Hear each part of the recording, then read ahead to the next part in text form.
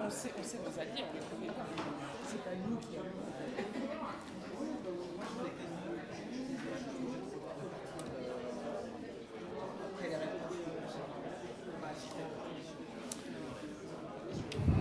Bien, chers collègues, je propose qu'on commence.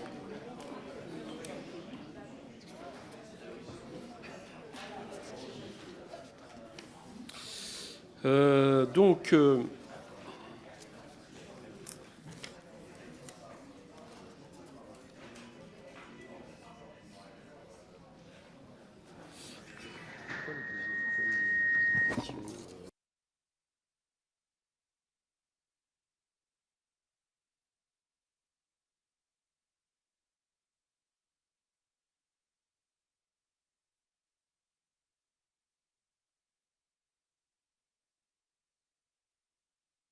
oui, bon, chers collègues, bonjour. On a aujourd'hui une audition qui s'inscrit un peu dans les auditions dites thématiques pour préparer le budget. Alors très franchement, je pensais qu'on aurait pu peut-être la faire avant, puis ça s'est mal casé, mais je pensais quand même important de la faire. Donc il y a eu l'audition sur tout ce qui concerne les associations œuvrant pour des questions humanitaires, alimentaires, dont vous vous souvenez. On a eu l'audition sur les questions de budget liées à l'écologie avec I4CE. Excusez-moi, voilà, merci, monsieur le rapporteur. J'ai un problème avec l'anglais, je dois dire. Non pas les anglais, mais l'anglais. Et là, c'était une troisième série donc d'auditions qui étaient liées aux problématiques besoin de financement et de difficultés d'associations qui œuvrent sur les questions à la fois d'égalité homme-femme, mais aussi de tout ce qui vient en aide aux femmes, notamment en matière d'IVG, mais pas seulement. Et donc, j'avais rencontré les deux personnes qui sont à côté de moi, c'est-à-dire Sarah Durocher, la présidente du planning familial, et Alban Gaillot, qui est chargé de plaidoyer au planning familial, qui m'avait fait part de ces questions, et j'avais trouvé opportun de les inviter. Je dois dire aussi que le manque de temps m'a empêché d'inviter peut-être d'autres associations qui œuvrent dans le même espace, mais on le fera évidemment sans problème, notamment si des collègues ont des propositions, mais je pensais que c'était important de le faire. Alors je dois dire qu'ils viennent un jour où il y a quand même une bonne nouvelle, on peut dire. C'est que j'ai cru comprendre qu'il y avait un amendement de Renaissance qui venait d'être intégré avec le 49.3. Hein, vous voyez, de 800 000 euros, alors qui avait été adopté d'ailleurs, où il avait été adopté en commission des finances, et évidemment à l'unanimité, si mes souvenirs sont bons. Enfin, en tout cas, très majoritairement, j'ai plus le souvenir exact. Donc, de 800 000 euros pour les EVARS, hein, qui sont les espaces de vie affective, relationnelle et sexuelle, et qui, évidemment, concernent particulièrement le planning familial. Donc, voilà, on ouvre avec une nouvelle qui est utile, intéressante. Je vous donne la parole pour exposer ce que vous avez envie de faire. Et ensuite, il y aura les questions du président, du rapporteur et des intervenants par groupe. À vous, mesdames.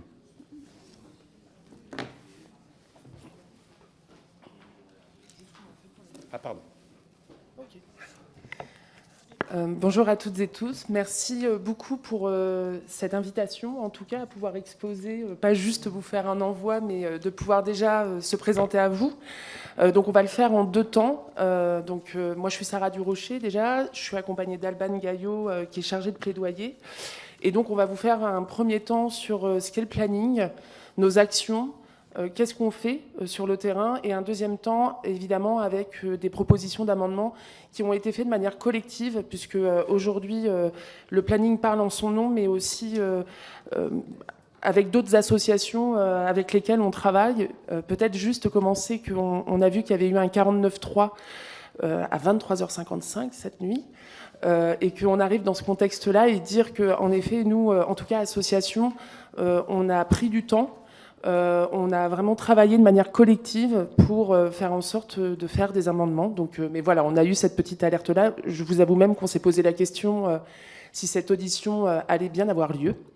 Donc peut-être vous redire un petit peu, le planning familial, c'est une association qui commence à avoir quelques années, puisque elle a bientôt 70 ans. Donc c'est une association féministe d'éducation populaire, voilà, qui travaille depuis très longtemps sur les enjeux féministes, et je pense qu'il a été un acteur essentiel concernant les droits sexuels et reproductifs en France, puisque on sait très bien que des parlementaires alliés ont pu défendre les revendications des féministes, que ce soit sur l'avortement, la contraception, les questions des violences, mais bien évidemment que le mouvement du planning a été très important là-dessus et continue à l'être, je pense, sans prétention aucune.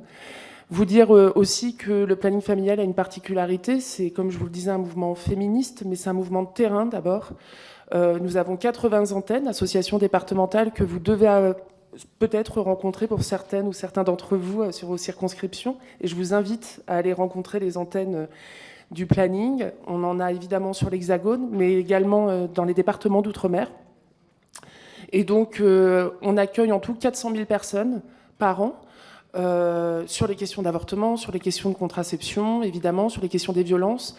Et j'en profite aussi pour dire qu'on intervient auprès de 150 000 jeunes par an concernant l'éducation à la sexualité, qui est un combat qui date aussi et est essentiel pour le planning.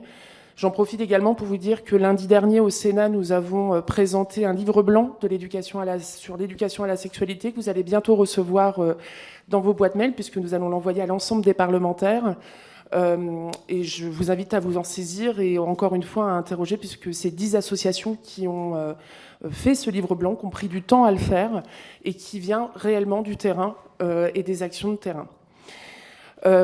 Vous dire aussi que nous, on forge notre plaidoyer par rapport aux personnes qu'on accueille. Ça veut dire que l'objectif qu'on a, on a un contrat avec les personnes, entre guillemets, c'est d'être un peu des lanceuses et des lanceurs d'alerte concernant les droits sexuels et reproductifs, et vous dire que nos actions sont très concrètes. Ça veut dire qu'il y a des personnes qui viennent dans nos associations, des femmes, des hommes, évidemment, qui arrivent à pousser la porte du planning, mais on sait aussi que des personnes ont des difficultés à venir au planning, et donc on aime bien dire qu'on accueille autant de personnes et on va vers autant de personnes, puisque vous le savez, des personnes sont très éloignées du droit concernant, donc que ce soit les personnes exilées, que ce soit les personnes en situation de handicap, les jeunes aussi, de la protection de l'enfance. Et donc on fait des actions directes envers ces personnes, tout simplement pour les informer, pour créer des espaces d'échange et faire en sorte, à un moment donné, qu'elles identifient le planning comme un lieu ressource et essentiel pour elles et eux, en tout cas. Voilà, donc c'est des actions très concrètes que l'on fait. Et donc en fait, aujourd'hui, on vient vous voir puisqu'on est énormément sollicité, le planning. On pourrait faire le double d'action, puisqu'on est sollicité par les établissements scolaires, par les associations, par les personnes directement concernées. Et bien évidemment que ce qui nous manque, c'est des moyens humains, des moyens financiers, bien évidemment, et que pour nous, c'est un enjeu très essentiel.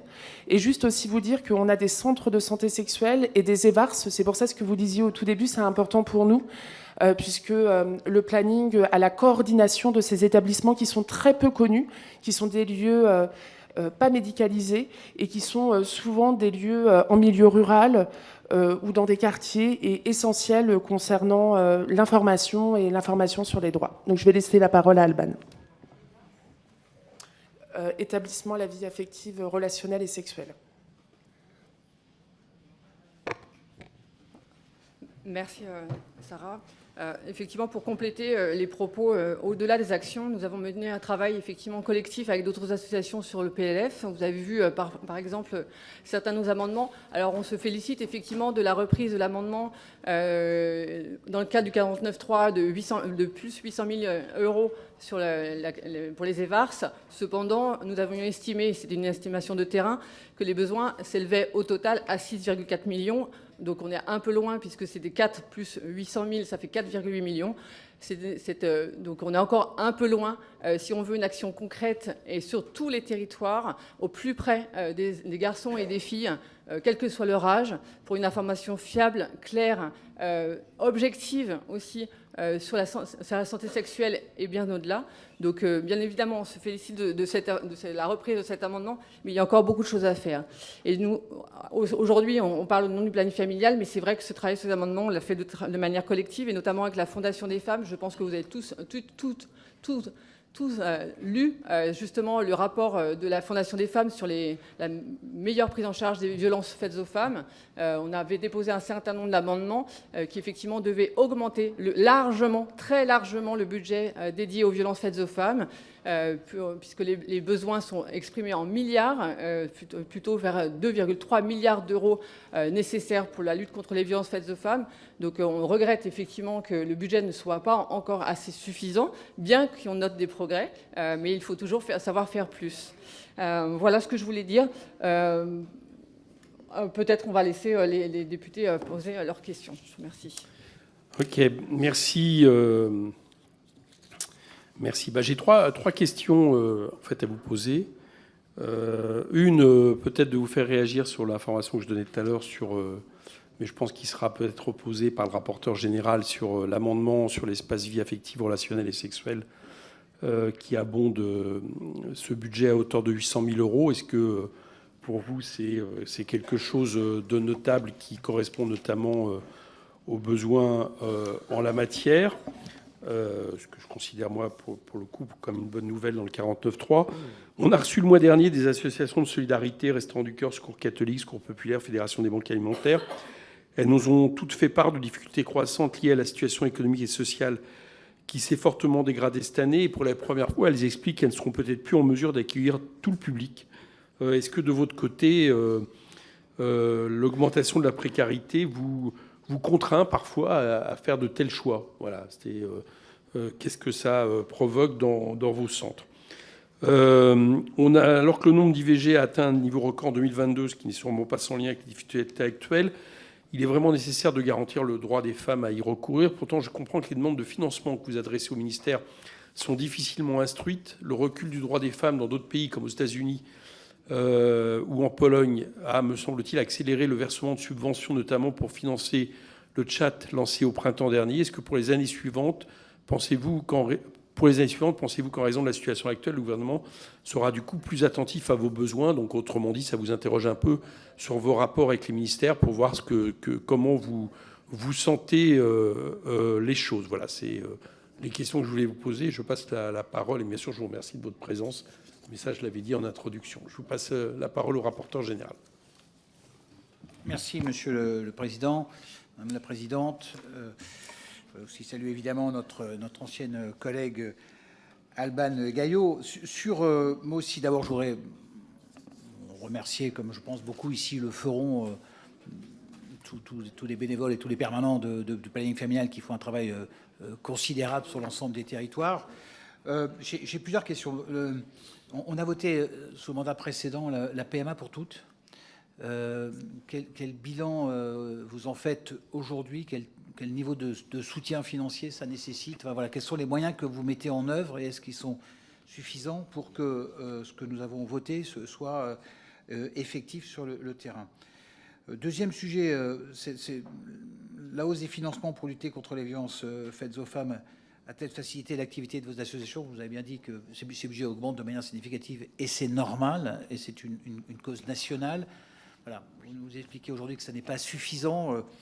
Quels sont les sujets sur lesquels vous avez, de votre point de vue, besoin de financement supplémentaire? Ensuite, sur l'IVG, quels sont, de votre point de vue aussi terrain, les obstacles financiers et organisationnels à l'accès effectif des femmes à l'IVG? Et que pensez-vous de ce projet de loi constitutionnelle pour l'IVG, ce qui permettrait de contribuer donc à la sanctuarisation de l'IVG dans notre vie nationale? Donc voilà les trois questions très rapidement, Monsieur le Président. J'en ajoute une troisième en préliminaire qui est Perrine Goulet, qui est rapporteur de la mission spéciale qui concerne vos budgets, à qui je donne la parole. Merci, Monsieur le Président. Je suis ravie de vous accueillir et je salue bien entendu Alban. Écoutez, oui, moi j'avais prévu en fait pas forcément de revenir sur le budget puisque malheureusement voilà, on n'a pas réussi à passer tout ce qu'on voulait, même si on avait bien travaillé en commission la dernière fois. Moi, en fait, je voulais plutôt intervenir, vous savez, sur le rapport que vous avez co-rendu hier, le livre blanc, j'allais dire, sur l'éducation à la sexualité et à la vie affective. Parce que pour moi, je pense que tout ce qu'on est en train de faire en palliatif, j'allais dire, pour l'égalité femmes-hommes, si on agissait dès le plus jeune âge sur l'éducation à la sexualité et au corps, permettrait qu'on ait moins de curatifs à faire. Et donc, par rapport à ce que vous avez rendu hier et les solutions que vous avez proposées, moi, j'avais quelques demandes de précision, notamment vous suggérez la création d'un comité national pour élaborer un plan national pluriannuel sur le sujet. Ce que j'aimerais savoir, c'est comment vous envisagez la mise en place de ce comité, quels éléments clés assureraient son fonctionnement, ainsi que celui des comités d'éducation à la santé, à la citoyenneté, à l'environnement dans chaque établissement. Vous insistez dans ce rapport sur l'adaptation des contenus à l'éducation à la sexualité en fonction des âges, dès la maternelle, et j'en suis convaincue, pour favoriser le respect au corps, la compréhension de notions de consentement, tout en aidant à repérer les violences sexuelles subies par les enfants. Comment garantir que les professionnels en charge de ce repérage posséderont les compétences adéquates pour traiter ces situations sensibles? Et enfin, en ce qui concerne la nécessité de surveiller et d'évaluer les financements consacrés à l'éducation à la sexualité, comment pouvons-nous être certains que les ressources financières sont utilisées efficacement pour atteindre les objectifs de cette politique publique? Et donc, comment assurer la transparence et la responsabilité dans l'utilisation de ces fonds? Bref, j'aurais aimé vous parler budget, mais voilà, on ne pourra pas. Donc, j'en profite pour vous parler d'avenir et de prospection, puisque pour moi, vraiment, et je le répète, si demain on veut que notre société change, c'est dès la maternelle qu'il faut agir. Et donc, il faut que nous mettions réellement en place ces cours d'éducation à la sexualité dès le plus jeune âge. Alors, dans l'éducation à la sexualité, ce n'est pas que la sexualité, c'est l'égalité filles-garçons, c'est l'appartenance de son corps, c'est le respect de l'autre. Donc, merci en tout cas d'avoir sorti ce livre blanc hier. Et moi, je reste à votre écoute sur les autres sujets. Merci, Monsieur le Président. Merci, Perrine Goulet, en plus de l'effort qu'on vous a procuré, manifestement. Je vais vous laisser répondre à ces premières séries de questions. D'ailleurs, entre parenthèses, c'est aussi, ça peut aussi avoir une traduction budgétaire. De quel montant vous estimez nécessaire Voilà, je sais, on les a adoptés même. Donc, voilà. À vous, et après on passera aux orateurs de groupe. Merci beaucoup pour toutes ces questions. Donc on va tenter d'y répondre en tout cas. Et Alban, je laisserai peut-être je te laisserai compléter s'il y a des choses que j'oublie. Sur la question des EVAR, c'est essentiel et c'est une très très bonne nouvelle. C'est des établissements qui sont peu visibles. On travaille avec le ministère aux droits des femmes et avec le SDFE, vraiment avec un très bon partenariat autour de ça pour visibiliser ces actions auprès des personnes concernées, bien évidemment, auprès des politiques, auprès des institutions. Et c'est surtout qu'il y a un travail qui est gigantesque fait par ces établissements, que ça soit le repérage des violences, que ça soit les questions d'information concernant les droits sexuels et reproductifs. Et évidemment, il y a vraiment ce travail qui est fait par les EVAR d'aller vers les publics, et souvent on manque de moyens évidents. Quand je vous dis d'aller vers les publics, c'est parfois avoir un camping-car et aller dans les zones rurales pour aller directement vers les personnes les plus éloignées du droit. Sachez que c'est une mission forte et importante du planning d'aller vraiment vers les personnes qui sont le plus éloignées du droit. Donc pour nous, c'est une excellente nouvelle. Il y avait déjà eu une augmentation qui avait été faite par l'ancienne ministre Elisabeth Moreno à l'époque. Voilà, en tout cas, c'est des choses qui avancent et qui sont évidemment plus qu'essentielles. Concernant l'augmentation de la précarité, on ne va pas vous cacher qu'on fait le même constat et on travaille beaucoup avec les associations comme les Restos du Cœur, où on va par exemple faire des permanences. On voit que de plus en plus de femmes seules avec enfants sont dans une situation de précarité grandissante. Et bien évidemment que nous mettons toute notre énergie à adapter les actions et surtout à accueillir les personnes, puisque vous le savez, la santé est plus qu'essentielle. Et aujourd'hui, moi, j'ai pas envie de parler de femmes précaires, j'ai envie de parler de femmes pauvres avec enfants. Et bien évidemment que aujourd'hui, on ne ferme pas les portes. Mais par contre, c'est grâce au travail énorme des bénévoles et des salariés, mais on ne peut pas compter seulement sur le travail du bénévolat. Donc voilà, nos actions parfois on est obligé de faire des choix puisque les financements parfois localement n'augmentent pas, alors que la pauvreté est grandissante pour les femmes, et bien évidemment qu'on se retrouve coincé par rapport à ça, donc on doit faire des choix, mais on essaye de restreindre, de faire des choix, plus particulièrement. Concernant l'IVG, je crois qu'on est dans un contexte compliqué. C'est pour ça que le planning, nous le disons, est bien sûr pour la constitutionnalisation du droit à l'avortement. Comme je vous le disais juste au départ, on est plus particulièrement des lanceurs et des lanceuses d'alerte concernant les difficultés qui s'aggravent concernant l'accès à l'avortement. Suite à la désinformation que peuvent faire des associations anti-choix et qui, eux, ont énormément de financement. Bien évidemment, nous ne sommes pas à la même hauteur. L'autre chose également, c'est qu'il y a des fermetures de maternités de proximité. Et quand on ferme une maternité, on ferme un CIVG. Juste aussi pour info, par exemple, 73% des femmes font des IVG médicamenteuses actuellement. On a un questionnement sur le fait de est-ce que c'est parce qu'il n'y a plus d'IVG par aspiration dans les hôpitaux, parce qu'il y a des vrais manques. Ça, vraiment, on est très inquiet concernant le système de santé. Et on sait que souvent, les services liés à la santé des femmes sont les services qui rapportent le moins, j'ai envie de dire, entre guillemets, et qui n'est pas forcément une priorité pour l'hôpital public aujourd'hui. Évidemment, nous travaillons avec les syndicats, avec des mobilisations pour défendre ces services, mais les fermetures de services de proximité aggravent énormément l'accès à l'avortement. Il faut savoir que parfois des femmes peuvent faire 80 km, voire 100 km pour aller avorter en France sur certaines périodes. J'en profite aussi pour dire que grâce au soutien à la Fondation des femmes, nous allons travailler à un baromètre concernant l'accès à l'avortement pour faire vraiment remonter les informations de terrain. Voilà, qui sont plus qu'essentielles pour nous.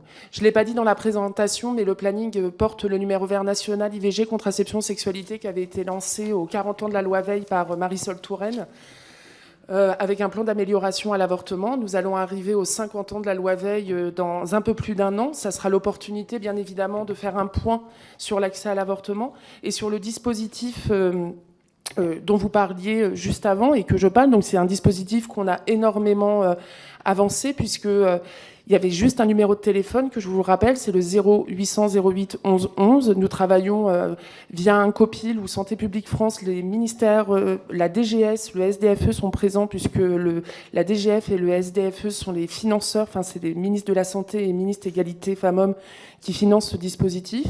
Suite à la multiplication de sites anti-choix et de désinformation, il nous a semblé plus qu'important de pouvoir créer un site, donc IVG Contraception Sexualité, sur lequel, au mois de mars dernier, nous avons lancé un chat grâce au soutien de la Fondation des femmes. J'ai envie de vous dire, ça faisait 2 ans qu'on avait ce projet-là, ça faisait 2 ans qu'on alertait les pouvoirs publics sur la désinformation et l'accès à l'avortement. Eh bien, il a fallu qu'il y ait une fondation qui nous aide à financer ce dispositif-là pour pouvoir le mettre en fonctionnement. Isabelle Rome, à l'époque, a tout de suite soutenu la démarche et s'est engagée, et donc dans notre renouvellement de CPO, puisque nous sommes en renouvellement de CPO qui est en cours de signature et finalisé, il y a eu un engagement du SDFE de 100 000 euros. Nous n'avons pas eu d'augmentation budgétaire concernant la DGS, tout simplement en nous disant que le portefeuille, il n'y a pas plus, enfin, c'est pas possible. Nous sommes très inquiets pour la suite de ce dispositif. Puisque voilà, il va nous manquer des financements, voilà, et on est très sollicité aujourd'hui. On n'arrive pas à répondre à tout, tellement qu'on a des demandes. Donc pour nous, c'est plus qu'essentiel, en tout cas, d'assurer ça. Et concernant l'accès à l'avortement, je vous le rappelle, on considère aujourd'hui que l'avortement est menacé non pas par la loi, mais par son accès. Et pour nous, c'est voilà, je me permets de vous dire aussi d'aller regarder dans vos territoires comment cela peut se passer. Mais nous sommes témoins, en tout cas, de vraies difficultés par rapport à ça. Sur la PMA pour toutes, je serai dans l'impossibilité de vous répondre. Le planning est un lieu, évidemment, qui se bat pour la PMA pour toutes et tous, ça c'est certain.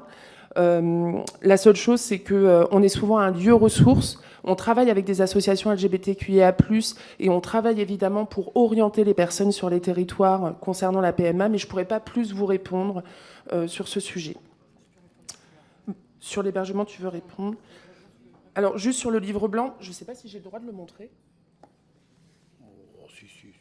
Donc, on a sorti ce livre blanc. Voilà, on ne va pas pouvoir vous en envoyer un à toutes et tous.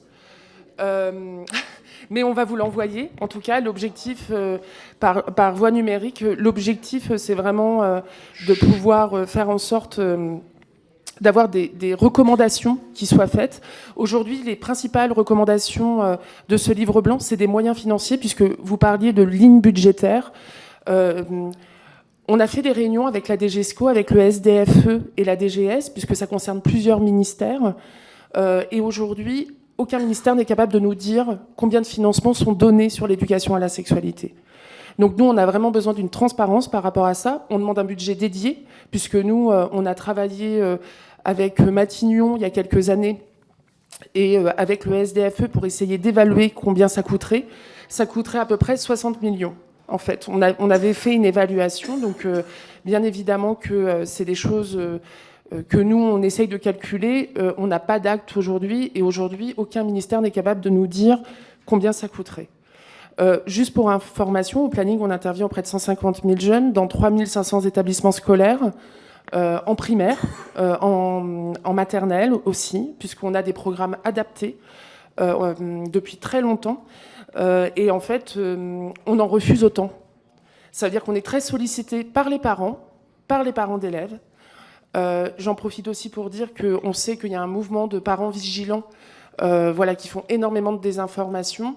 Donc nous, bien sûr qu'on s'adresse aux parents, on continue à s'adresser aux parents, et juste vous dire que ce collectif, il n'est pas composé que d'associations, il est composé de syndicats, aussi le syndicat des infirmières scolaires, et évidemment qu'on a auditionné aussi les associations de parents d'élèves, et on a un objectif de faire relayer ces différentes recommandations. Donc au niveau du budget, on n'en est pas là. La deuxième chose, en termes de revendication, c'est qu'il n'y a pas de coordination des actions. Ça veut dire que nous, associations de terrain, on se connaît bien, on se rencontre dans les collèges, mais bien évidemment et dans les lycées, mais par contre, il n'y a aucune coordination de ces actions-là. Juste quand même dire que le planning a un agrément depuis des années concernant l'éducation à la sexualité, et que quand on intervient en matière d'éducation à la sexualité, on travaille avec les personnels de l'éducation à la sexualité, et il y a des projets qui fonctionnent, et c'est ça qu'on a envie de dire aujourd'hui, c'est qu'il y a des choses qui fonctionnent, et ce rapport dit vraiment ça. Et donc sur la question des financements, juste vous dire aujourd'hui comment sont financées les séances d'éducation à la sexualité. Elles sont financées ou par des agences régionales de santé, ou dans le cadre des centres de santé sexuelle, puisque le planning a 40 anciennement centres de planification, donc financés par le conseil départemental. Et vous imaginez bien que selon les départements, c'est très différent. Donc il y a une vraie inégalité en termes d'action concernant l'éducation à la sexualité. Et puis souvent, c'est sur des fonds propres. C'est du bénévolat. Mais aujourd'hui, on n'a pas de ligne de financement direct sur l'éducation à la sexualité.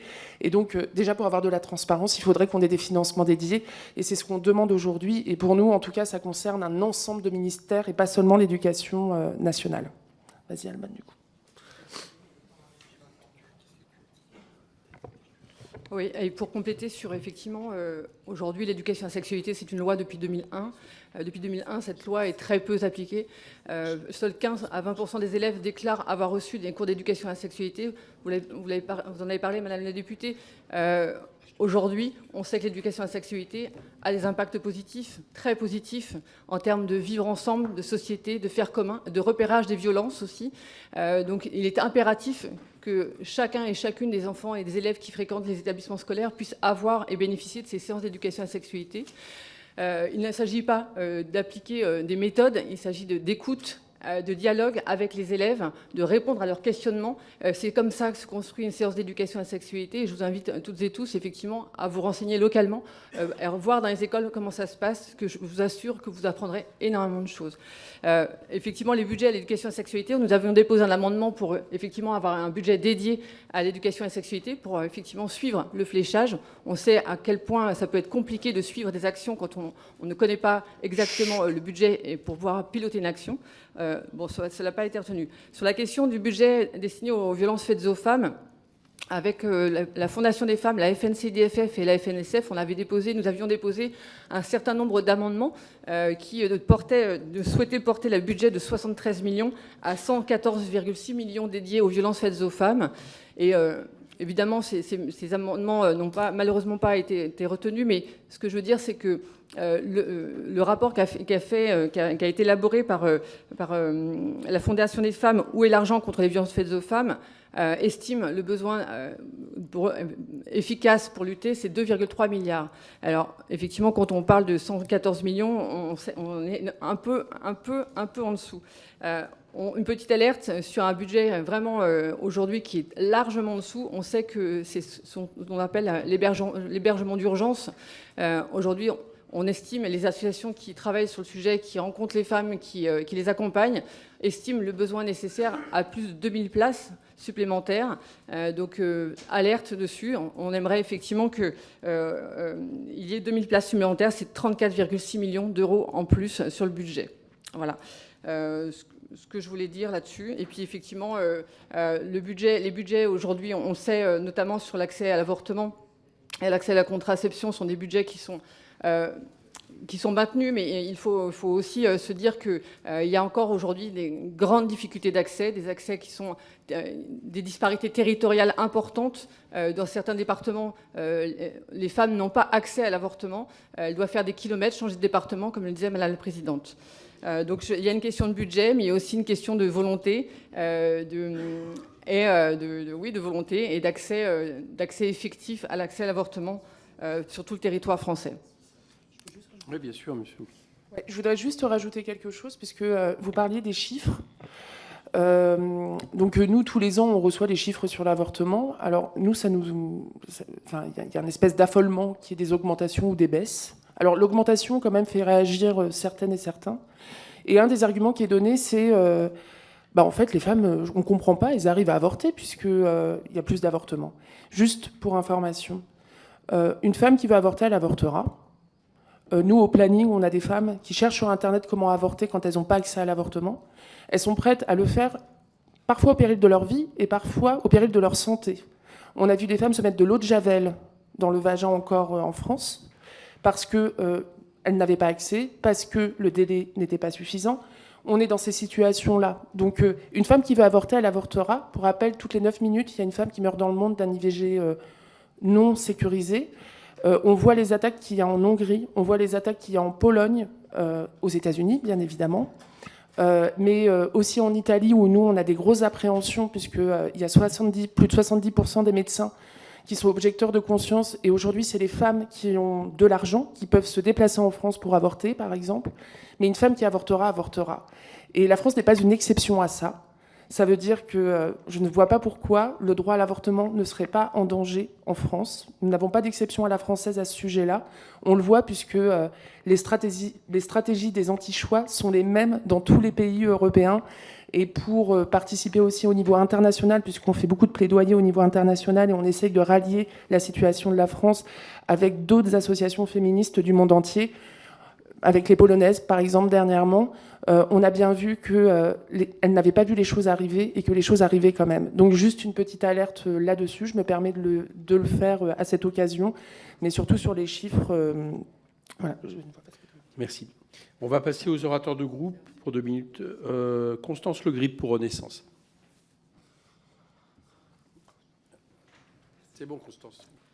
Merci, Monsieur le Président, Madame la Présidente, Madame Albane Gaillot. Merci de cette occasion de parler de sujets qui ne sont pas habituellement dans le champ de compétences de la Commission des finances et qui nous ferait presque regretter de n'être pas tous membres de la délégation des droits des femmes et de l'égalité entre femmes et hommes, mais ce sont des sujets très très importants. Moi, je voulais, au nom du groupe Renaissance également, revenir ce matin, parce que ça a été salué comme une bonne nouvelle, sur l'amendement du groupe Renaissance initié par notre collègue Julie Delpech, qui va abonder de 800 000 euros l'action 24 du programme 137 et qui, de ce fait, va permettre à la fois de tenir compte des effets de l'inflation, des nécessités de revalorisation salariale et de l'augmentation, la fréquentation de ces lieux importants qui sont gérés, animés par les espaces vie affective, relationnelle et sexuelle. Et de manière générale, le programme Égalité entre les femmes et les hommes dans le projet de loi pour 2024 s'inscrit principalement dans le cadre du plan pluriannuel présenté par la Première ministre au mois de mars dernier pour la période 2023-2027 et ce programme est en augmentation de 20% dans le budget 2024 par rapport à la loi de finances initiale de l'année dernière. J'entends bien qu'il peut y avoir des besoins de toujours plus, mais je tiens quand même à saluer les efforts budgétaires et la détermination tant de l'exécutif que du groupe Renaissance à abonder et mettre en adéquation les ressources budgétaires et les besoins. Et rappeler aussi que cette majorité présidentielle et parlementaire a assez nettement, dans les années passées, œuvré pour faciliter l'accès des femmes, par exemple, à l'IVG à travers certaines lois, et que nous allons, par exemple, très bientôt, ça a été encore rappelé par Madame Bérangère Couillard, avoir un décret publié d'ici à la fin de l'année qui va généraliser l'autorisation pour les sages-femmes de pratiquer l'IVG instrumentale. Donc là, je pense que c'est quelque chose de très important à mettre en avant pour généraliser et faciliter l'accès à toutes à la possibilité d'IVG. Voilà. Merci, Monsieur le Président. Merci, Constance Le Grip. Pour le Rassemblement national, Jocelyn de Signy. Merci, Monsieur le Président. Mesdames, bonjour et merci pour votre présence. Ma question est axée sur l'accès aux soins pour les femmes et principalement pour les adolescentes. Aujourd'hui, il n'y a pas d'égalité pour les femmes face aux soins médicaux, ce qui va à l'encontre des valeurs de la République. Dans 13 départements français, il n'y a pas de gynécologue. Cette difficulté pose des problèmes à la fois en termes curatifs lorsque la santé des femmes est dégradée, mais pose aussi et surtout des questions d'inégalité face à la prévention et au suivi de leur santé. Les zones rurales étant les plus concernées, il apparaît qu'une perte de chance est importante pour les femmes et les adolescentes de ces territoires en matière de santé. L'accès aux soins des femmes est une de nos préoccupations majeures. Sur nos territoires ruraux, les femmes sont particulièrement touchées par ce problème et doivent souvent attendre des mois et faire des kilomètres pour obtenir un rendez-vous. Ma question est donc simple, mesdames. Quel est votre regard sur cette situation et quels sont les moyens, selon vous, qu'il faudrait mettre en place pour l'améliorer? Je vous remercie. Merci. Pascal Martin pour la France Insoumise.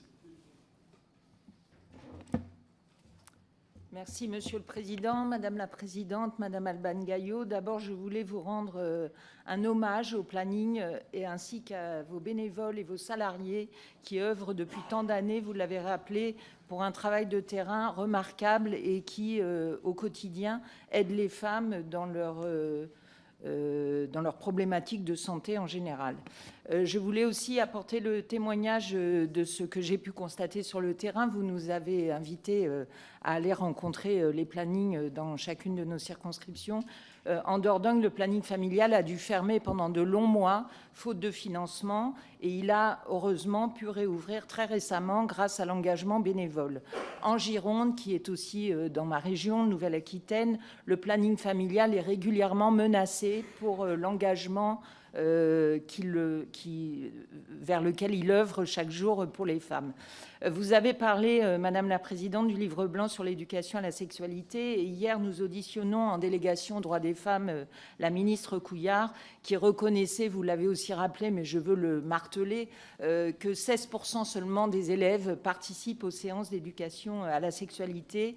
Et c'est vraiment, de mon point de vue et du point de vue de mon groupe, une catastrophe, parce qu'on voit bien que la prévention est un des éléments très importants pour nos jeunes qui ont, je le rappelle aussi, il y a eu un excellent rapport du Sénat puis de la Fondation des femmes sur la pornographie.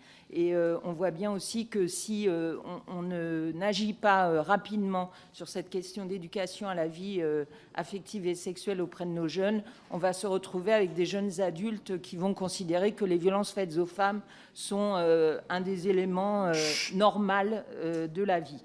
Ma question porte sur les amendements qui, malheureusement, du fait du 49.3 hier soir, ne verront pas le jour. Ce n'est pas comme pour les EVARS qui sont extraits du document de la Fondation des femmes. Où est l'argent contre les violences faites aux femmes? Tous les amendements concernant la formation des professionnels ne seront pas utilisés. Merci. Je vous remercie. Émilie Modivard pour les Républicains. Oui, merci, Monsieur le Président. Merci au planning familial, à ses représentants d'être présentes aujourd'hui. Moi, je souhaite axer mon propos sur la prévention, parce que je crois qu'on sera tous d'accord ici pour se dire que le mieux, c'est quand même de ne pas avoir recours à l'IVG. Je ne parle pas en tant que députée Les Républicains, je parle en tant que femme avec son parcours et aussi avec une expérience, avec des amis, etc., qui ont vécu des choses. Et je crois qu'il est très important aussi que le planning familial insiste sur ce point de la prévention et de la contraception. On voit bien que les pratiques des femmes à l'égard de la contraception a évolué ces 30 dernières années. Nos mamans, c'était clair, c'était la pilule. Nous, notre génération, un peu plus. Et les jeunes aujourd'hui, on le voit, ont de plus en plus de méfiance à l'égard de la pilule, de connaissance à l'égard de la contraception et même à l'égard du préservatif. Donc moi, ma question, c'est est-ce que votre priorité au planning familial, c'est quand même et avant tout de mieux informer les femmes et les garçons sur la responsabilisation à l'égard de la contraception. Parce que l'IVG, ce n'est jamais un acte banal. C'est un acte, qu'elle soit médicamenteuse ou chirurgicale, et encore pire, c'est un acte qui marque une femme dans son corps.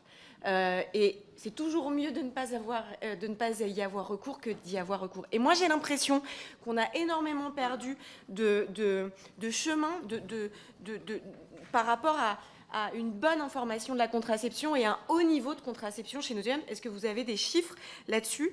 Et ma deuxième question, c'est sur l'information à la fertilité des femmes.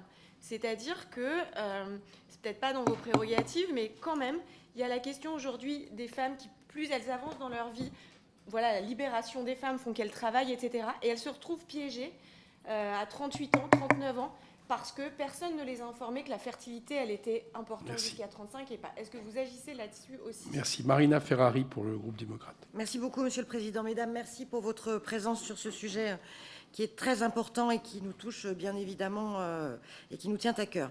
Moi, j'ai une véritable inquiétude sur ce qui se passe aujourd'hui quand on voit les chiffres. Vous les avez rappelés, le nombre d'IVG augmente très très fortement, et notamment pour les publics jeunes, entre 20 et 24 ans et jusqu'à 29 ans, ce qui dénote un vrai problème d'éducation à la sexualité et de connaissance aussi, comme l'a évoqué ma collègue Bonivard, des moyens contraceptifs. Il y a aussi une recrudescence importante des cas de maladies sexuellement transmissibles, toujours sur les publics jeunes, et que ce soit garçons ou filles, et également sur les cas de VIH aujourd'hui, où on voit une recrudescence avec des pratiques dangereuses, parfois qui se mettent en place, comme s'il y avait un jeu sexuel. Donc moi, j'ai une vraie inquiétude par rapport à ça. Alors, je voulais vous interroger pour savoir quelles sont les actions qui peuvent être conduites pour toucher ces jeunes publics, parce qu'on sait que c'est difficile aussi d'adresser les jeunes. Est-ce qu'il y a des campagnes de communication nationales qui sont mises en œuvre? Ça fait longtemps qu'on n'en a pas vu sur ce sujet. Est-ce qu'on peut les adresser via les réseaux sociaux, puisqu'on sait qu'aujourd'hui, beaucoup de choses passent par là, et sur le soutien plus particulier à l'éducation, bien sûr, il y a le travail avec l'éducation nationale, mais il y a aussi un travail à faire avec les collectivités territoriales. Moi, il m'est arrivé, quand j'étais en situation d'élu local, de financer des formations pour nos personnels municipaux dans les temps périscolaires, puisqu'on sait qu'il faut aussi que nos personnels municipaux soient formés. Est-ce qu'il y a des actions particulières vis-à-vis des collectivités qui sont mises en place? Je vous remercie. Merci. Christine Pires-Beaune pour le groupe socialiste. Oui, merci Monsieur le Président. Et à mon tour, je voudrais remercier nos deux intervenantes et adresser un petit salut amical à Alban Gaillot. Je vais intervenir sur 3 points. D'abord, est-ce que vous avez des retours depuis le début de l'année sur le remboursement des préservatifs pour les moins de 26 ans et de la pilule du lendemain pour toutes les femmes, puisque c'est une mesure nouvelle? Donc, est-ce que vous avez des retours là-dessus? Est-ce que c'est efficace? Est-ce qu'il faut aller plus loin? Deuxième point, sur la constitutionnalisation de l'IVG. Nous, députés du groupe socialiste et apparentés, nous portons et nous plaidons la constitutionnalité de l'IVG depuis 2019. Et je vous renvoie à la PPL de mon collègue Luc Carvounas, déposée le 1er juillet 2019, qui demandait déjà cette constitutionnalisation. Je voudrais savoir ce qu'en pense évidemment le planning familial. Est-ce qu'il nous rejoint quand on vise à constitutionnaliser? C'est dire les choses autrement, c'est dire, en tout cas, compliquer tout retour en arrière. Et le troisième sujet, c'est sur les EVARS. Alors moi, j'avoue humblement que je ne connaissais pas. Je ne connaissais pas jusqu'à samedi matin, lorsque notre collègue a défendu l'amendement sur le projet de loi de fin de gestion, amendement qui a été voté à l'unanimité, je le rappelle. Et du coup, je viens de regarder sur mon département, on en a 2. On en a 2, un à Clermont-Ferrand, l'autre en Berre. Quand on connaît le département du Puy-de-Dôme, on peut penser que c'est largement insuffisant, notamment parce que les mobilités ne nous permettent pas et ne permettent pas de nous rendre sur l'un ou sur l'autre centre. Et du coup, ma question, c'est pourquoi un maillage aussi faible? Est-ce que ce sont des raisons essentiellement financières ou est-ce qu'il existe d'autres régions à ce faible maillage? Je vous remercie. Merci Félicie Gérard pour le groupe Horizon. Merci Monsieur le Président, merci Mesdames pour cette présentation. Depuis de nombreuses années, le planning familial œuvre entre autres à répondre aux questions que se posent nos concitoyens en matière de santé sexuelle, à les informer sur leurs droits et à les accompagner dans leur démarche. Dans ma question, j'aimerais revenir sur une préoccupation qui, au fil des années, prend des proportions inquiétantes, à savoir l'accès des mineurs à la pornographie. Les chiffres que nous avons à notre disposition à ce sujet sont alarmants. À 12 ans, près d'un enfant sur 3 a déjà été exposé à du contenu pornographique. 62% des jeunes ont vu leurs premières images pornographiques avant d'entrer au lycée, soit avant 15 ans. Plus de 82% des mineurs ont été exposés à des contenus pornographiques et 44% des jeunes ayant déjà eu un rapport sexuel déclarent avoir essayé de reproduire des scènes ou des pratiques vues dans des films ou vidéos pornographiques. L'exposition à la pornographie peut avoir des conséquences néfastes pour les mineurs, tant sur leur développement psychologique que sur leur représentation de la sexualité. Des mesures ont été mises en place pour encadrer l'accès aux sites pornographiques et pour informer les parents des risques au travers de la plateforme Je protège mon enfant.gouv.fr. Mes questions sont donc simples. Quel rôle le planning familial peut-il jouer aux côtés des professionnels de santé pour limiter l'accès des mineurs à la pornographie? Et quels moyens financiers vous semblent nécessaires pour cela? Je vous remercie. Merci Eva Sass pour le groupe écologiste. Merci Monsieur le Président. Merci Madame la Présidente et Madame Alban Gaillot. Merci pour votre présentation, mais aussi pour votre action essentielle au quotidien. Je souhaitais également revenir sur l'éducation à la sexualité. Selon le rapport de l'Inspection générale de l'éducation, du sport et de la recherche de juillet 21, que vous rappelez dans votre livre blanc paru cette semaine, moins de 15% des élèves en école et au lycée et moins de 20% des élèves en collège bénéficient des 3 séances annuelles d'éducation à la sexualité. Elles sont pourtant obligatoires depuis la loi du 4 juillet 2001 relative à l'IVG et à la contraception. La loi n'est pas respectée alors même qu'investir dans l'éducation à la sexualité contribue au changement des mentalités et des comportements. Elle est essentielle pour promouvoir les droits à la santé sexuelle et reproductive, lutter contre les violences sexistes et sexuelles, la prostitution des mineurs, les violences et les discriminations LGBTQIA-phobes et pour identifier les enfants qui en sont victimes. En ce sens, le Haut Conseil à l'égalité entre les femmes et les hommes regrettait en 2022 que l'éducation nationale ne soit pas au rendez-vous et alertait sur l'absence d'éducation à la vie sexuelle et affective qui favorise le sexisme, qui est lui-même l'antichambre des violences. Vous nous avez dit tout à l'heure qu'il fallait 60 millions d'euros pour financer des actions, mais j'aurais aimé que vous puissiez détailler les actions précises qu'il faudrait mettre en œuvre. Et est-ce que cela ne devrait pas relever du budget de l'éducation nationale et non pas des collectivités ou des associations? Merci. Jean-Marc Tellier pour le groupe GDR. Oui, Monsieur le Président. Bon, tout d'abord, je voudrais remercier nos deux intervenantes.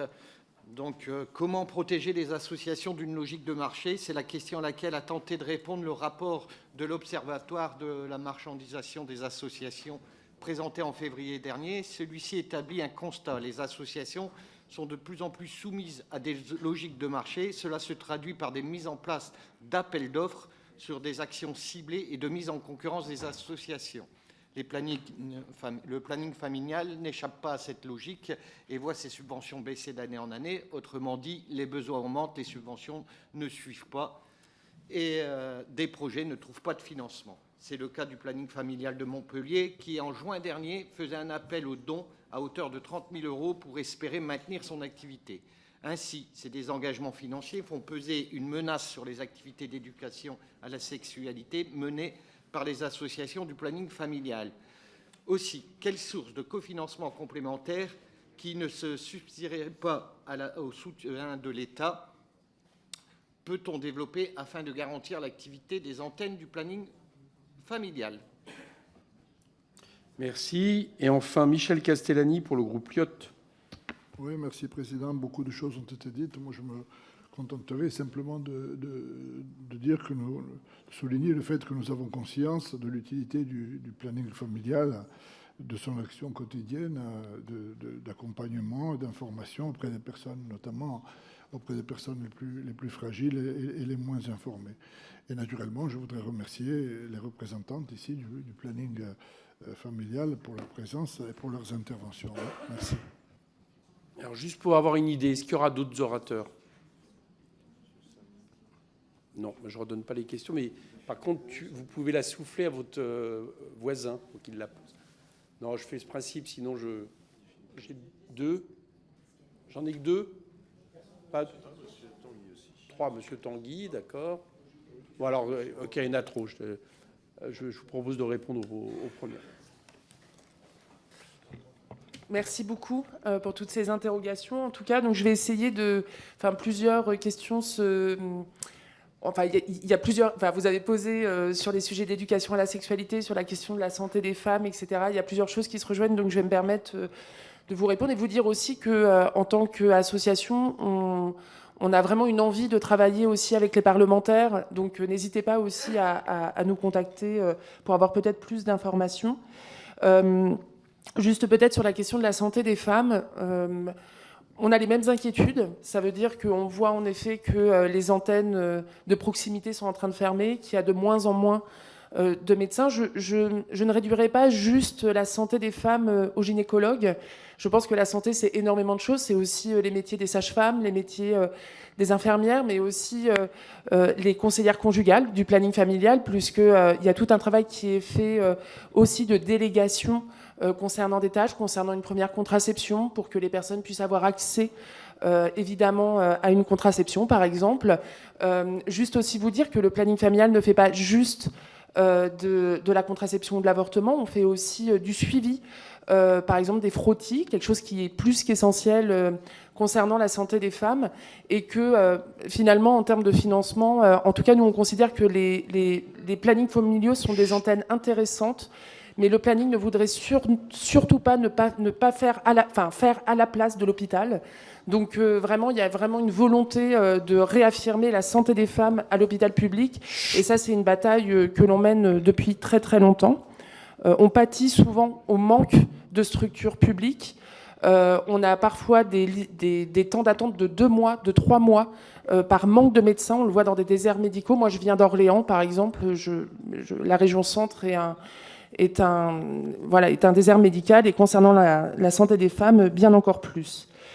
Juste pour vous répondre, l'avortement pour le planning n'est pas un problème. Je le dis de manière très posée ici. Le problème, c'est les grossesses non désirées.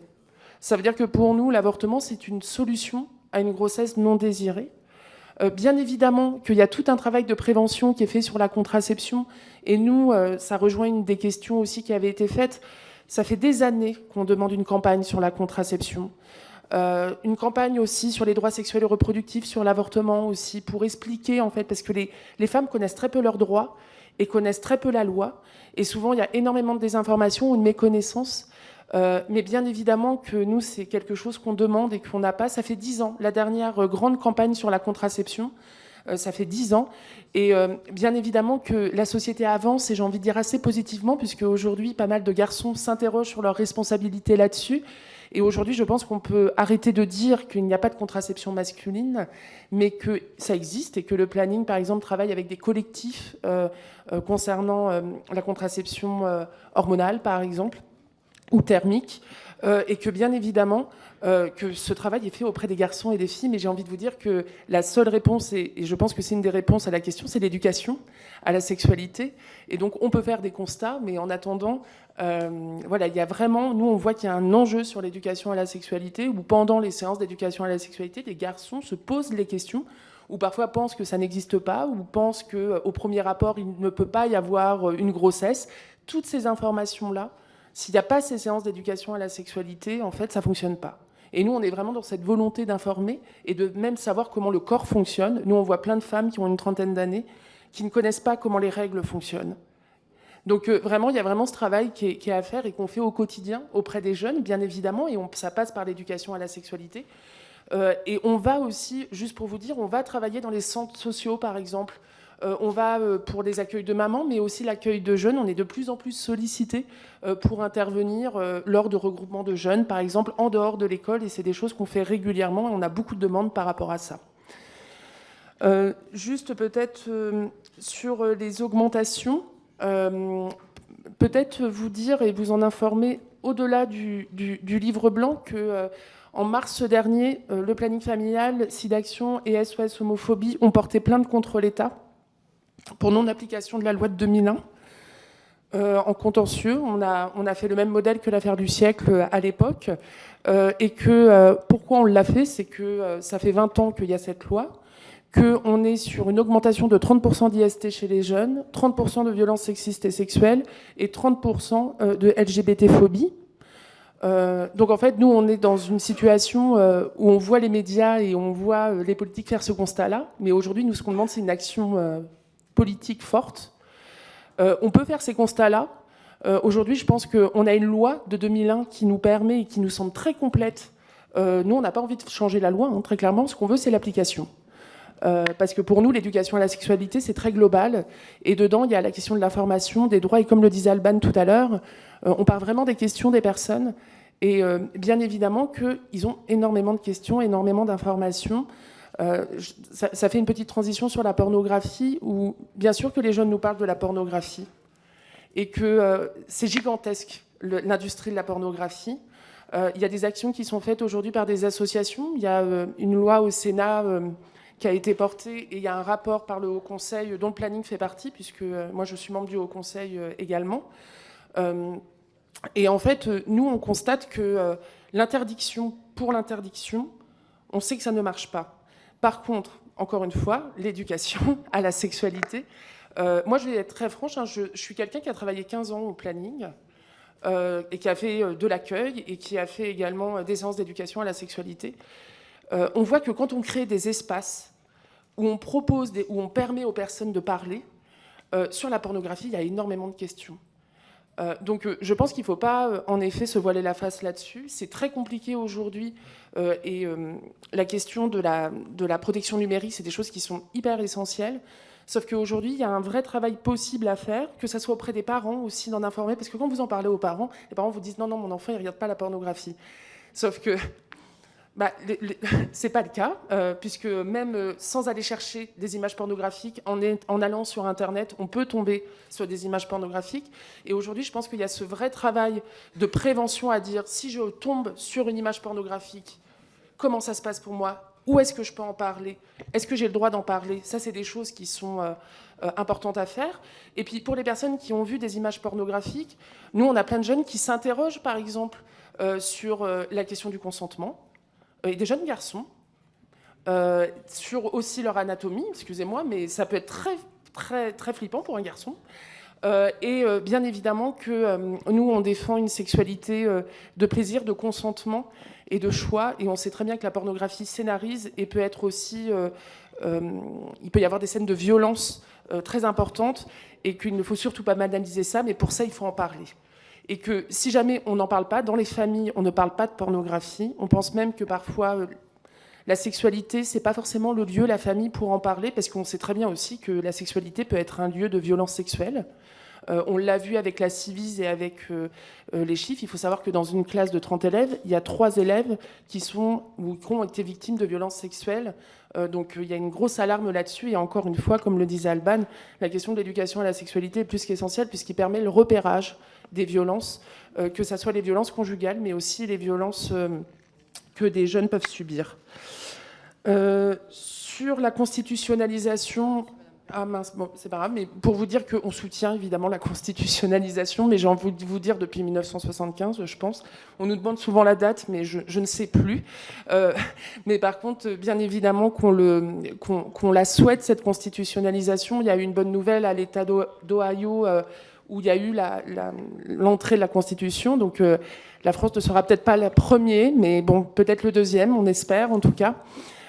Mais c'est certain que pour nous, ça serait de faire en sorte que ça soit un droit fondamental et que voilà, c'est une grosse bataille que les féministes mènent avec des parlementaires alliés et on espère à sa bonne conclusion. Sur la question que vous parliez des associations et des financements,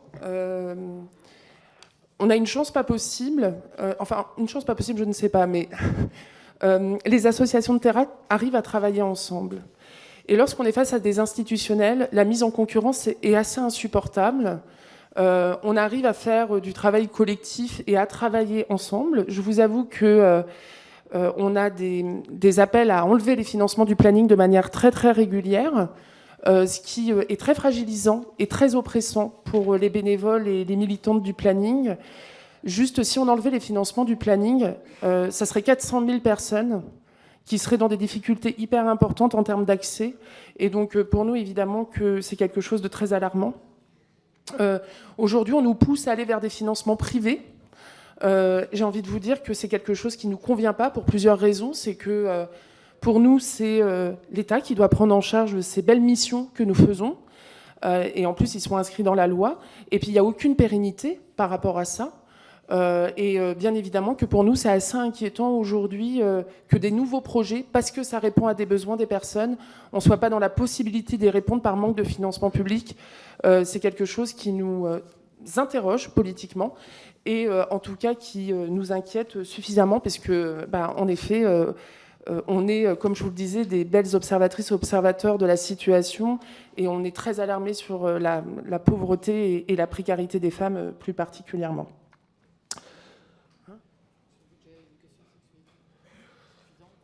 Sur le budget éducation à la sexualité, comme je vous disais, c'est tellement compliqué. Aujourd'hui, on demande des lignes directes. Aujourd'hui, on n'a aucune visibilité. On interroge de manière très régulière les ministères et on continuera à les interroger sur la question des financements. Mais ça ne peut pas juste dépendre de collectivités territoriales. C'est impossible puisque ça met de grandes disparités.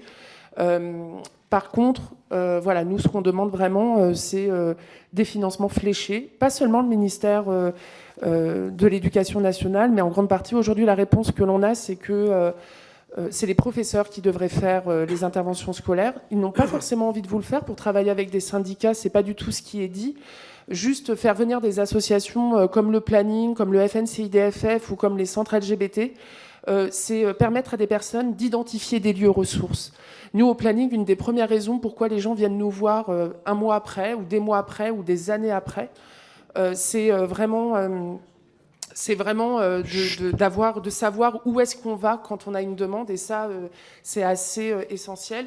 Et j'ai envie de vous dire que le travail des associations, on est des ferveurs défenseuses du travail qui est fait par les associations. On est assez inquiète et on ne voudrait surtout pas que les jeunes ne bénéficient pas du savoir-faire des associations. On crée des outils en permanence, on adapte nos outils en permanence selon les âges et selon les publics. Juste aussi vous dire qu'on intervient auprès de personnes en situation de handicap. On a un programme. On vous a amené quelques échantillons. Il n'y en a pas beaucoup, mais n'hésitez pas à revenir vers nous si vous avez envie d'avoir plus d'informations. Et on fait un gros travail de formation aujourd'hui qu'on n'arrive pas forcément à se faire financer. Mais le Planning est un lieu de formation pour ces militantes, mais aussi un lieu de formation pour des personnes relais. On voit par exemple en Guyane, on a formé des jeunes relais au sein même de leur établissement, parce que vous imaginez bien que pour aller au planning familial de Guyane, parfois il faut une journée pour certaines personnes. Et on a vraiment ce travail de formation, de co-formation et de formation aussi de personnel de l'éducation nationale, de personnel qui travaille dans des établissements concernant la protection de l'enfance ou concernant aussi les personnes en situation de handicap. Donc voilà, on a vraiment cet axe-là aussi qui est pris. Et pour nous, il y a la question de faire des actions auprès des publics, qu'il faut un financement, mais aussi toute la question de la formation. Aujourd'hui, on a des personnels de l'éducation nationale qui se forment hors temps de travail parce qu'ils ont une vraie volonté de faire avancer les choses. Mais on a aujourd'hui énormément de demandes, en tout cas, de formation. Voilà, j'espère que j'ai répondu à une majorité. C'est bon. On passe aux questions supplémentaires. J'ai Fabien Di Filippo. Merci, Monsieur le Président. Bonjour, Mesdames. Mes questions portaient justement sur ces aspects de financement. Ça reste assez nébuleux parce que le gouvernement et la ministre à l'égalité femmes-hommes affichent des soutiens en hausse, elle, de son côté, de plus de 20%. Donc ça apparaît quand même en façade très, très généreux. Donc je ne vois pas où il pourrait y avoir des problèmes de financement. Ma question ensuite, par rapport à vos actions de communication, quelle part de ce budget représente-t-elle? On voit de plus en plus des actions de communication. Moi, ça m'interpelle à destination des tout-petits. Et vous l'avez dit, votre clé d'entrée dans la prévention, c'est celle d'une sexualité épanouie basée sur le plaisir. Est-ce que vous pensez vraiment qu'à cet âge-là, on peut avoir cette clé d'entrée sur des tout petits, voire même au primaire. J'ai lu les guides qui sont diffusés, etc. Et je dois dire que c'est relativement surprenant, parce que les questions anatomiques que vous soulevez, telles que vous les présentez ici, à la limite, je le conçois tout à fait. La prévention, la pornographie, ça ne soulève aucun sujet. La manière dont c'est mis en place par certaines, pas seulement vous, mais des associations que vous citiez, et dont c'est mis en œuvre dans certaines classes, moi, ça m'interroge réellement. Donc, est-ce qu'il n'y a pas un peu là des déperditions de moyens très peu productives? Merci. Émeric Salmon. Oui, merci Monsieur le Président. Bonjour Mesdames. Ma question sera concernant les violences dans la ruralité. Je suis issu d'un département rural et quand on discute avec les forces de l'ordre, malheureusement, le sujet numéro 1 de la délinquance, c'est les violences intrafamiliales. Et on est tous bien conscients que la très grande majorité, voire la quasi-totalité des victimes sont les femmes dans les violences intrafamiliales. Donc ma question sera juste dans la ruralité, est-ce que vous avez des actions spécifiques de prévention, d'information, de prise en charge des victimes? Parce que malheureusement, dans la ruralité, souvent, les femmes victimes sont bien démunies et seules, avec tous les services sociaux qui essaient de les aider, mais il y a moins de moyens que dans les milieux urbains. Et donc voilà, est-ce que vous avez des actions spécifiques dans la ruralité pour ces femmes victimes de violences intrafamiliales? Je vous remercie. Merci Monsieur Salmon. Sébastien Rome. Oui, moi j'aimerais revenir sur la question du financement, notamment au niveau départemental, de savoir si vous avez une visibilité sur les engagements des différents départements, ce qui a une conséquence. Je prends l'exemple du département de l'Hérault qui a été évoqué tout à l'heure avec de très grosses difficultés du planning familial parce qu'on a une population extrêmement importante qui arrive dans ce département-là et la conséquence, on parlait de ruralité juste avant, c'est le planning familial a dû se retirer des territoires ruraux et on voit un nombre de grossesses non désirées augmenter dans ces territoires-là, notamment chez les plus jeunes.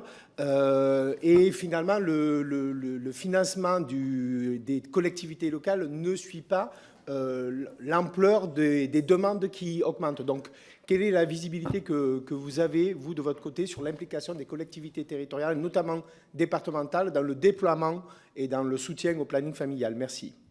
Monsieur Tanguy. Merci, Monsieur le Président. Bonjour, Mesdames, et merci pour cette présentation. Ma première question, est-ce que le planning familial, parce que je n'ai pas trouvé cette information, est associé au comité de suivi du plan national visant à éradiquer les mutilations sexuelles féminines?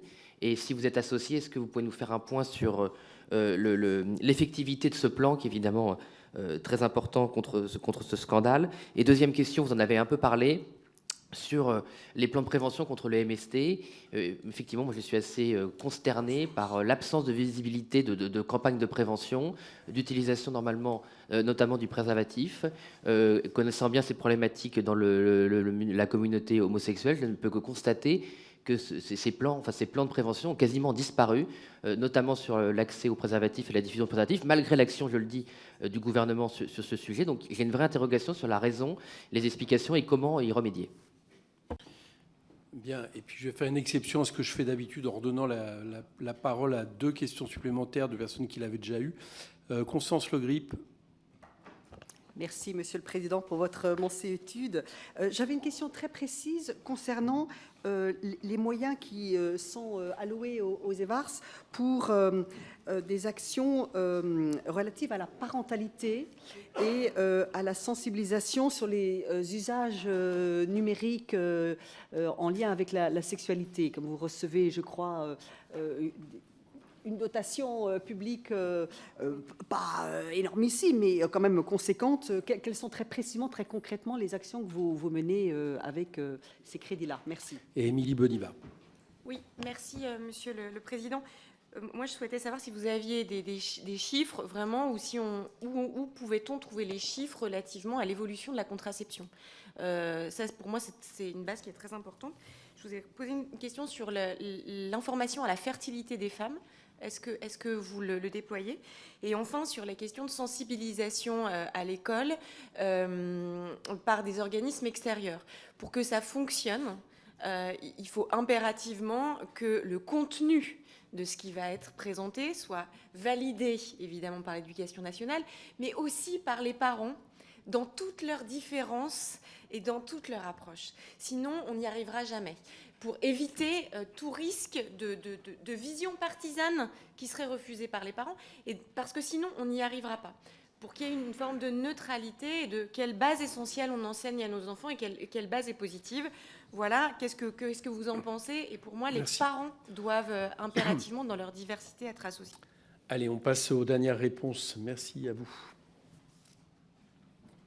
Alors, sur la question de l'éducation des tout-petits, puisque c'était une question qui était aussi posée avant sur la question de la sensibilisation, je vous invite à venir peut-être voir le travail qui est fait par le planning, parce que je pense qu'il y a beaucoup de désinformation, beaucoup de fantasmes qui sont donnés par certaines associations.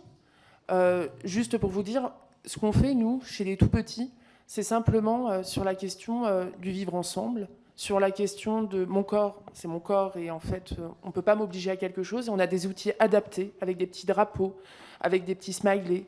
On s'adapte vraiment aux enfants. On ne parle pas de sexualité. Enfin, ça, c'est des choses qui sont dites. J'aimerais bien savoir vos sources, parce que moi, je peux vous assurer qu'au planning familial, il n'y a aucune information où on parle de sexualité, de pénétration ou autre.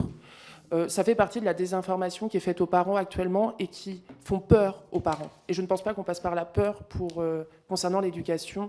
Et surtout, puisque pour nous, un des enjeux de l'éducation à la sexualité, c'est pouvoir avoir accès à ses droits et pouvoir faire ses propres choix. C'est un bon investissement pour nous. Mais je vous assure qu'on intervient en primaire, en maternelle, et qu'à chaque fois, c'est très adapté, pour vous rassurer. Parce que je pense qu'il y a besoin de rassurer là-dessus, et je vous invite à... Enfin, aucun souci, en tout cas, pour vous montrer le travail qu'on fait. Hein. Il n'y a vraiment aucun problème par rapport à ça. Sur la question des actions en ruralité, pour nous, c'est une inquiétude forte que l'on a. On voit que de plus en plus, certains services publics sont en train de partir des zones rurales et aussi de certains quartiers. Et pour nous, il y a vraiment une envie pour le planning de rester sur les territoires. On a des actions qui sont très concrètes, qui sont parfois associées avec des mairies, avec des associations, avec des permanences là où les personnes viennent, en fait. On a des bus dans plusieurs zones rurales qui traversent les zones et qui vont s'adresser bien évidemment aux collégiens et aux lycéens, mais aussi aux femmes. Ça veut dire c'est se mettre sur la place du village et attendre les personnes, indiquer qu'on est présent et bien sûr travailler avec les municipalités. Pour nous, c'est quelque chose qui est essentiel. Donc vous pouvez compter sur le planning, encore une fois, pour aller s'adresser aux personnes qui, on le sait, sont de plus en plus éloignées du droit parfois et du service. Donc ça, c'est une chose que l'on fait de manière très régulière. Pour pas oublier votre question sur la fertilité, j'ai envie de vous dire, c'est aussi de savoir, comme je vous disais, il y a des femmes qui ne connaissent même pas comment fonctionnent leurs règles. Donc nous, on fait ce travail d'information permanente autour de ça. L'occasion pour une femme de venir demander une contraception, quel que soit son âge, une contraception, une demande d'avortement ou une demande d'information, c'est la possibilité de faire du repérage des violences, mais aussi de dire qu'on peut poser des questions au planning sur toutes ces questions. Et la question de la fertilité est quelque chose qui arrive de plus en plus chez les jeunes. Il y a des grosses questions autour de ça, surtout auprès des garçons, par exemple. Donc bien évidemment, encore une fois, j'aurais qu'une réponse à vous dire, c'est l'éducation et l'information qui nous semblent essentielles. Connaître comment fonctionne son corps, c'est quelque chose de très important et c'est pas juste un cours de bio et sur la reproduction qui fera, puisqu'il faut trouver cet espace aussi pour pouvoir poser ces questions-là. Sur la contraception, juste, nous, on demande à qu'il y ait des recherches beaucoup plus importantes là-dessus. Nous, on peut juste vous dire de ce qu'on observe. On peut pas, ça serait très prétentieux de vous dire qu'on a une vision beaucoup plus large sur la contraception.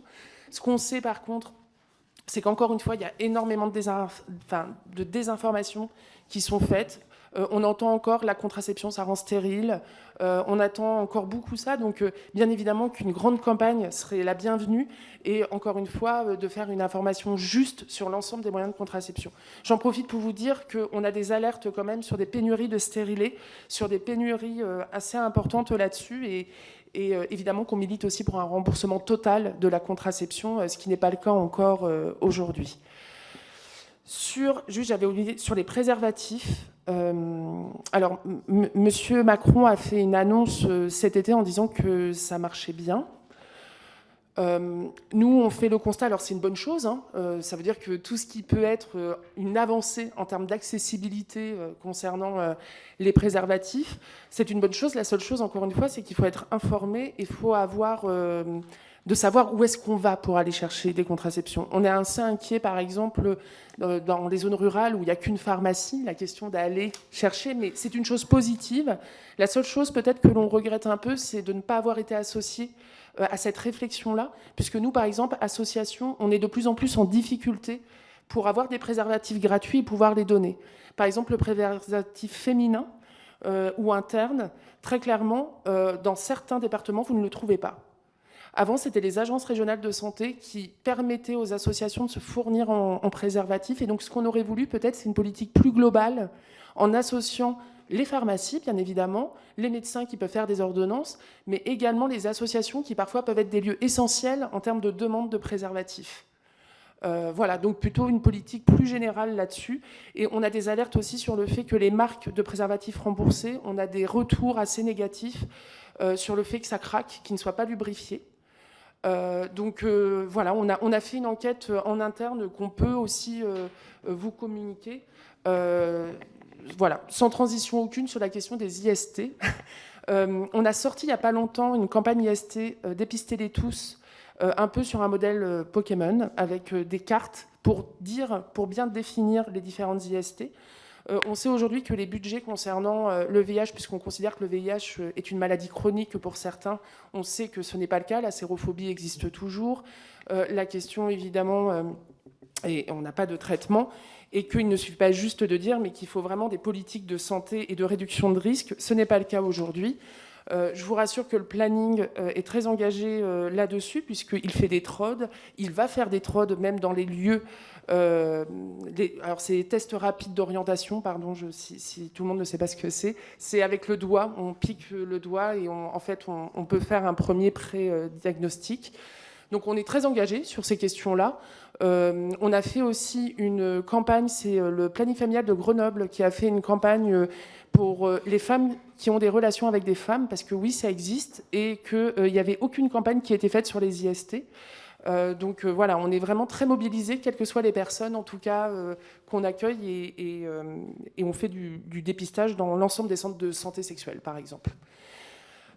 Concernant l'excision, écoutez, on ne fait pas partie de ce comité. Par contre, je vous assure qu'on parle énormément avec les femmes sur les questions d'excision, puisqu'on fait des groupes de parole pour les personnes exilées, évidemment, et que la question de l'excision, et que aussi on fait un travail avec les médecins que l'on a au planning et les sages-femmes, où on peut parler d'excision. Juste quand même pour information, certaines femmes ne savent même pas qu'elles sont excisées. Il y a tout un travail qui est fait autour de l'anatomie et de la violence qu'elles vivent. On est un lieu ressource aussi pour ces femmes-là, et on accueille de manière très régulière sur ces questions-là. Voilà, c'est vraiment un travail qui est fait de manière très régulière, et nos médecins sont formés, par exemple, à reconnaître les différentes excisions. Voilà, on faisait à l'époque, quand c'était possible, nos médecins faisaient des certificats de non-excision ou des certificats d'excision, et on prenait du temps avec les femmes pour pouvoir évidemment en discuter. Je ne sais plus sur la place des parents. Alors, j'ai envie de vous dire, on a beaucoup de femmes qui viennent nous voir avec des questions en tant que maman aussi. Donc évidemment, au quotidien, dans les accueils qu'on peut avoir, on fait du travail sur les questions de parentalité. On travaille beaucoup avec les réap, les carrefours des parents. On intervient souvent auprès des parents directement. Il y a des actions et des ateliers qui sont faits directement aussi concernant... avec les associations de parents d'élèves, par exemple. Donc on est vraiment dans ces possibilités d'action-là. Vous le disiez, c'est important de le faire avec les parents. Alors, je dirais valider plutôt de faire connaître, parce que souvent, quand on fait connaître et qu'on explique ce qu'on fait, les parents sont hyper motivés pour l'éducation à la sexualité. Évidemment qu'on a tout un travail qui est fait. On peut avoir des alertes souvent de qu'est-ce qui va être dit lors de ces séances. On n'a aucun problème pour créer ces espaces, en tout cas, et mettre du dialogue avec les parents. On se rend bien compte que...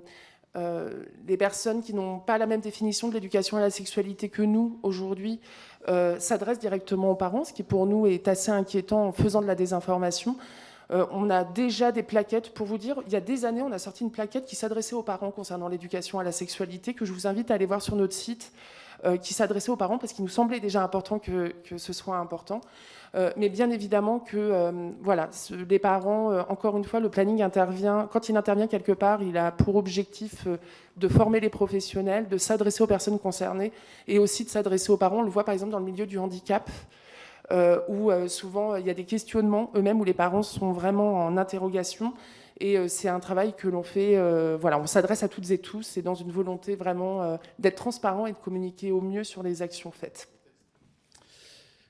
Bien, merci beaucoup. Moi, ce que j'ai retenu, plusieurs choses, c'est le nombre de personnes qui sont touchées par votre action, 440 000. Je pense qu'il faut avoir ça en tête quand on parle du planning familial. Également, la diversité de ce que vous faites. Moi, je pense qu'on est typiquement dans des auditions qui permettent à la fois un travail de contrôle, parce que vous l'avez dit, c'est des financements publics et vous souhaitez que ça se prolonge comme ça, qui...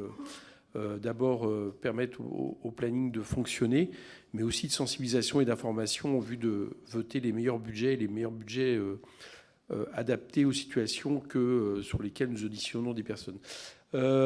J'ai noté aussi que les députés qui souhaitent aller visiter des centres du planning familial, ils sont plus que bienvenus. C'est voilà, pour avoir peut-être une connaissance sur le terrain, y compris qui permet à certains moments d'éviter des choses qui peuvent circuler, qui s'avèrent fausses. Madame la présidente Sarah Durocher, Alban Gaillot, qui manifestement n'a laissé que des bons souvenirs ici, puisque les retours, vous avez entendu Alban, hein, bon, voilà, mais je confirme. Merci d'être venu. Voilà, cette audition, merci. Merci.